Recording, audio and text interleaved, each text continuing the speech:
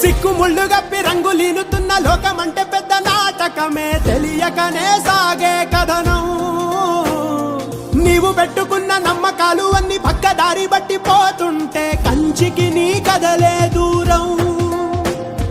నీ చేతుల్లో ఉంది సేతల్లో చూపించి ఎదురేగి సాగాలిగా. రేపేటవులో తేలాలంటే నువ్వెదురు చూడాలిగా. ఓటు పోటు గుండె మాటుల్లోనా ఉంటున్నా. నానే నానే నానే నా